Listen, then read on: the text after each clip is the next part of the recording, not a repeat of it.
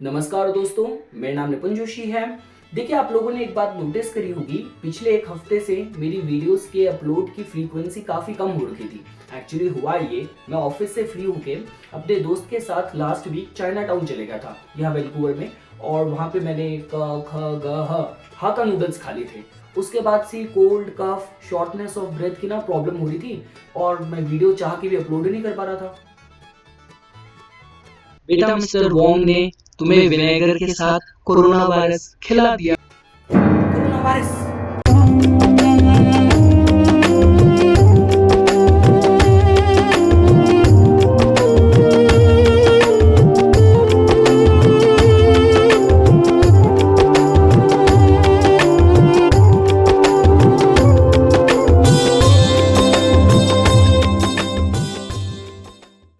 दोस्तों please don't tell me कि आपने सिर्फ कोरोना वायरस का नाम सुन के वीडियो देखने के लिए भी आप लोगों ने मास्क पहन लिया या स्क्रीन से थोड़ा दूर होके बैठ गए। I am just kidding. मैं वायरस बन के आप लोगों को परेशान तो नहीं करने वाला, लेकिन दूरदर्शन या बीबीसी बन के आप लोगों को इन्फॉर्मेशन जरूर देने वाला हूँ। तो देखिए दोस्तों, आज इस वीडियो में हम लोगों ने जानने की कोशिश करनी है, जैसा कि आप लोग न्यूज में देख रहे होंगे, व्हाट्सएप में भी मैसेजेस सर्कुलेट हो रहे हैं, आपको पता चल गया होगा कि अब भारत में भी इस वायरस के अफ्लिक्शन से जो पेशेंट्स की जो गिनती है वो बढ़ती जा रही है। तो ग्रहों के गोचर के माध्यम से हम आगामी समय में इस वायरस से जूझने के लिए हमें किस तरीके से तैयार रहना चाहिए, इसके जो अफ्लिक्शन है वो आगे बढ़ेगी, कम होगी, किस तरीके के रोकथाम की और कंट्रीज या ग्लोबल लेवल पे तैयारी करी जाएगी। आज इस वीडियो में दोस्तों हमने सारी उसी विषय पे ही चर्चा करनी है, सारी एस्ट्रोलॉजी के पर्सपेक्टिव से। क्योंकि मैं कोई हेल्थ एक्सपर्ट नहीं हूं, मैं कोई डॉक्टर नहीं हूं, मैं आप लोगों को बस यही बताने वाला हूं कि सपोज कीजिए पहले तो हम लोग ट्रांजिट के माध्यम से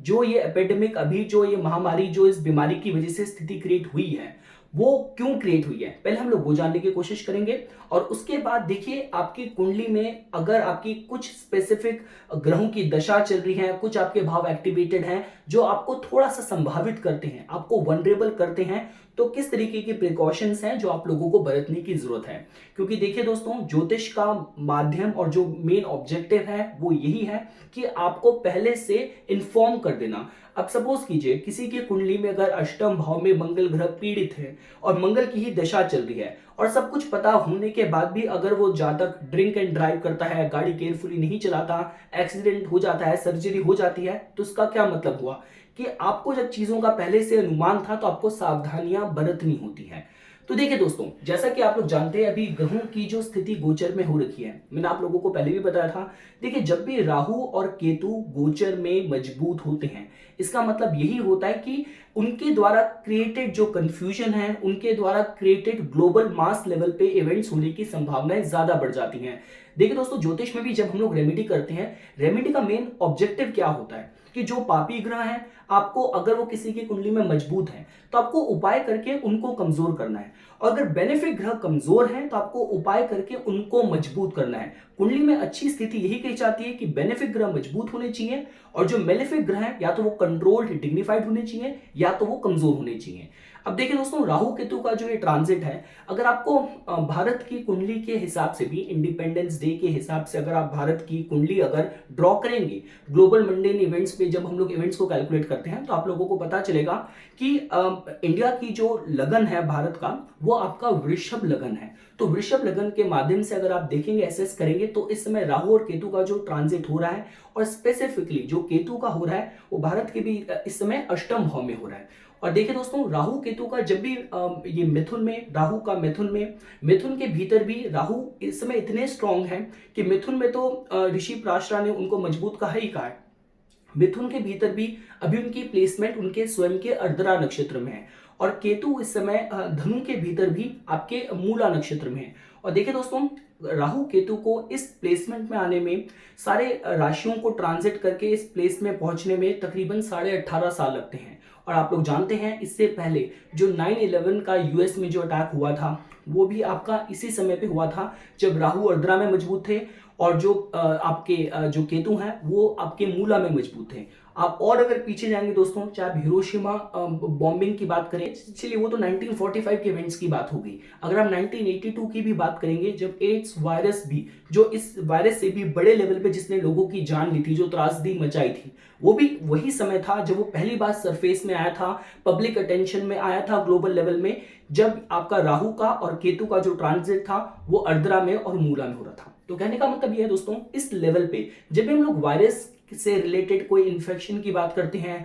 कोई भी ऐसे ग्लोबल लेवल पे महामारी की बात करते हैं, त्रासदियों की बात करते हैं, वहां पे राहु और केतु का इन्वॉल्वमेंट जरूर होता है। तभी हम लोग कहते हैं कि अगर राहु केतु कुंडली में पॉजिटिव काम कर रहे हैं तो किसी को ग्लोबल लेवल पे फेम भी दे सकते हैं, और नेगेटिव लेवल पे जो अभी ग्लोबल लेवल पे जो ट्रांजिट में जो स्थितियां क्रिएट हो रही हैं, जिसके चपेटे में धीरे धीरे पूरा ग्लोब आ रहा है, वो आप लोगों के सामने ही है। तो दोस्तों ये हमने राहु और केतु के बारे में जाना। इसके बाद देखिए, आप लोगों को भी पता है कि इस समय जो मंगल है और आपके जो बृहस्पति हैं, अभी जो करंटली उनकी जो प्लेसमेंट है वो धनु में ही है। इसका मतलब जो केतु को जो बल मिल रहा है वो पूरा कहीं ना कहीं इस समय मंगल से और बृहस्पति से भी उनको कंट्रीब्यूशन मिल रहा है। देखिए, जब हम लोग बात करते हैं सूर्य की, सूर्य कुंडली में जिस भी भाव में होते हैं वहां पे प्रकाश लेके आते हैं, वहां पे क्लैरिटी मिलती है। साथ ही साथ जब हम लोग राहु की बात करते हैं, राहु तो एकदम ग्लोबल लेवल पे एटम बॉम्ब की तरह एक्सप्लोड करता है, लेकिन जब हम लोग एक्सपेंशन की बात करते हैं तो उसमें बृहस्पति ग्रह का भी कंट्रीब्यूशन होता है। तो इस समय दोस्तों अगर आप देखेंगे तो इस समय बृहस्पति ग्रह भी इस समय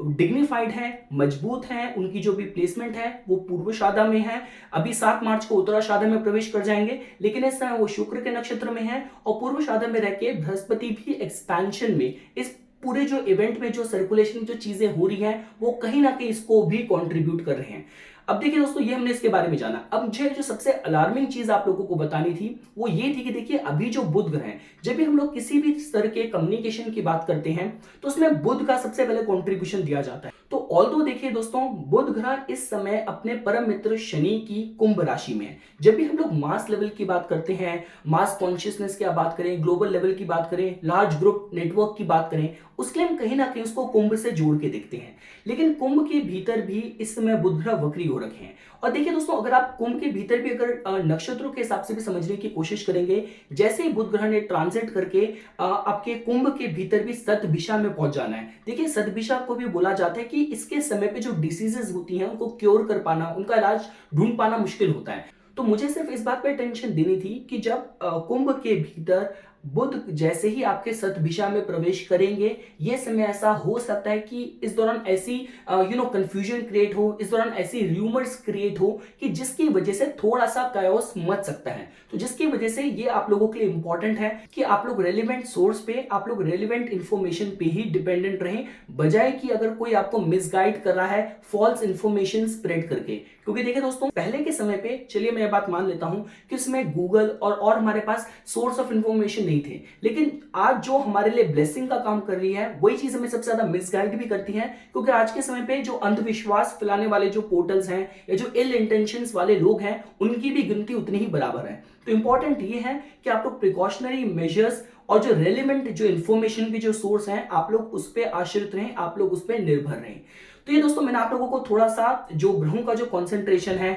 जो ट्रांजिट में परिस्थितियां बन रही हैं, मैंने आप लोगों को उसके बारे में बताया। मैं ये बात तो देखिए अभी ये बोल सकता हूं, चाहे आपको भारत की कुंडली के हिसाब से समझना हो या ग्रहों की जो ट्रांजिट में स्थिति हो रखी है, क्योंकि अभी सारे ग्रह इस समय राहु और केतु के एक्सिस के बीच में है, जो कि कालसर्प योग वाली स्थिति भी क्रिएट करते हैं। देखिए, कालसर्प योग का मतलब यही होता है कि जब राहु और केतु के एक्सिस के बीच में जब सारे ग्रह आ जाते हैं तो राहु और केतु का जो डोमिनेंस है वो बढ़ जाता है। चार्ट में जिस तरफ भी ग्रहों का कंसंट्रेशन एक साइड हो रखा है वो एरिया इंटेंसिफाइड हो जाता है। तो इस समय जो राहु और केतु का जो डोमिनेंस है वो कहीं ना कहीं इस चीज को आने वाले समय में कम तो देखिए नहीं करेगा। और जैसा मैंने आपको बताया, राहु और केतु कहीं ना कहीं भारत की कुंडली के हिसाब से भी अगर आपको समझना हो तो सेकंड और आपका 8th हाउस के एक्सिस को वो प्रभावित कर रहे हैं। तो जिसकी वजह से जो कुछ भी इफेक्ट होना है आने वाले समय में थोड़ा सा स्नोबॉल हो सकता है। तो हमें सिर्फ इसी चीज का ध्यान रखना है कि जो भी हमारी दशाएं चल रही हैं, जो भी हमारी कुंडली में ग्रहों की स्थिति है, हम प्रिकॉशंस किस तरह के बरत रहे हैं। अब देखिए दोस्तों, coming back to the topic, अब कौन कौन से लोग हैं जो इस पर्टिकुलर सिचुएशन में वनरेबल होते हैं। देखिए, मैं कोई डॉक्टर नहीं हूँ, कोई मैं हेल्थ एक्सपर्ट नहीं हूँ। मैंने भी WHO की साइट में जाके थोड़ी वीडियोस देखी हैं, थोड़े उनके आर्टिकल्स पढ़े हैं, जिससे मुझे इतना पता चला है कि इसके लिए देखिए ये जो इसकी शुरुआत हुई थी ये दिसंबर के माह में ही चाइना की वुहान मार्केट में जो लाइव एनिमल जो स्टॉक मार्केट होती है वहां से डिसीज स्प्रेड हुई। तो दोस्तों मुझे भी सिर्फ इतना ही पता है कि जो इसके बेसिक जो सिम्टम्स होते हैं वो इनिशियल लेवल पे यही होते हैं कि कफिंग की बात की जाए, स्नीजिंग की बात की जाए, शॉर्टनेस ऑफ ब्रेथ की बात की जाए, जो फिर अगला रूप ले सकती है निमोनिया के तौर पे, किडनी फेलियर के तौर पे, और जो सबसे ज्यादा संभावित करती है वो उन लोगों को करती है जिनकी स्मोकिंग हैबिट्स हैं, या जो लोग ओल्ड एज के हैं, या जो लोग बहुत ज्यादा हाइपरटेंशन में रहते हैं। तो देखिए दोस्तों, कुंडली में वो लोग सबसे ज्यादा संभावित होंगे। सबसे पहले तो मैं उनको बोलूंगा जिनकी कुंडली में मिथुन जिनका लगन है और जिनका मकर लगन है। देखिए क्योंकि राहु केतु का जो एक्सेस है वो मिथुन लगन के जातकों के लिए, और यहां तक कि अगर आपको धनु लगन के जातकों के लिए भी समझना हो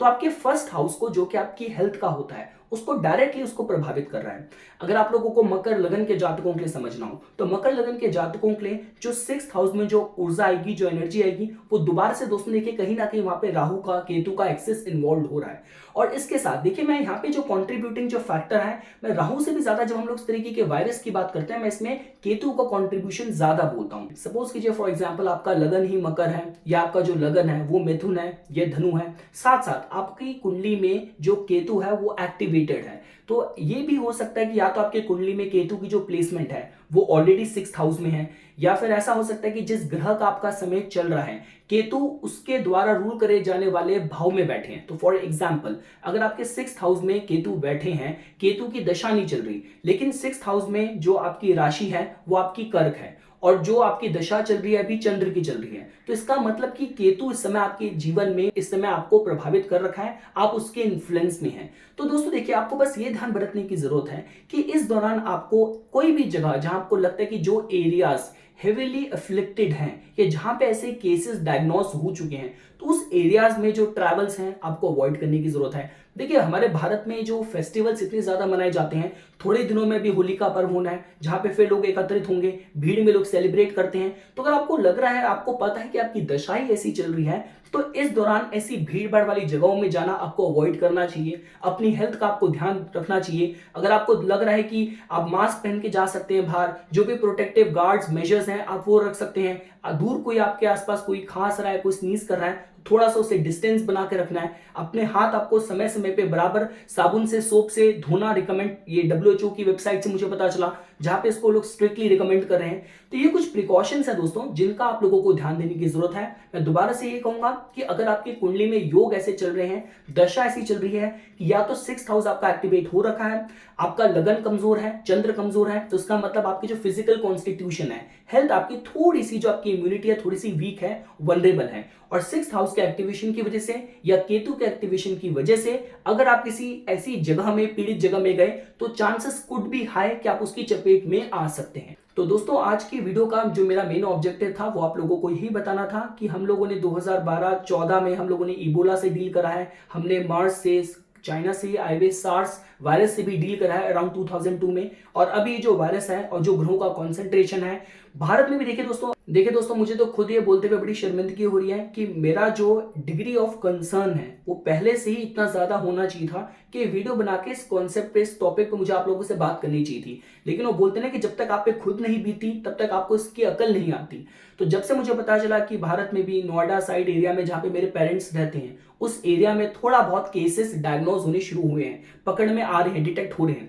तो तब से एकदम से मेरी रातों की नींद उड़ी हुई है। जैसे मेरे अपने पेरेंट्स के मैं कंसर्न हूं, तो आप लोगों के भी अपने नियर एंड डियर पीपल होंगे, आस पड़ोस के लोग होंगे, आपके रिश्तेदार, फैमिली मेंबर्स होंगे जिनके आप भी कंसर्न होंगे। तो इंपॉर्टेंट ये है अपनी दशा का असेसमेंट कीजिए, WHO की रेलेवेंट वेबसाइट्स में जाइए, क्योंकि आने वाले समय में अब जो इन्फॉर्मेशन है, फॉल्स इन्फॉर्मेशन है, वो सर्कुलेट होनी शुरू हो जाएगी। आपको अलार्म नहीं होना, आपको पैनिक नहीं होना, आपको बस जो सतर्कता बनाए रखनी है और रिलेवेंट सोर्स पे बिलीव करके अपने एक्शंस को प्लान करना है। और मैं कोशिश करूंगा दोस्तों आने वाले समय में, अगले कुछ दिनों में दोबारा कुछ और इन्फॉर्मेशनल वीडियो या ट्रांजिट के माध्यम से कुछ और इन्फॉर्मेशन आप लोगों को प्रोवाइड कर पाऊंगा, तो जरूर मैं वीडियो बना के आप लोगों के साथ शेयर करूंगा।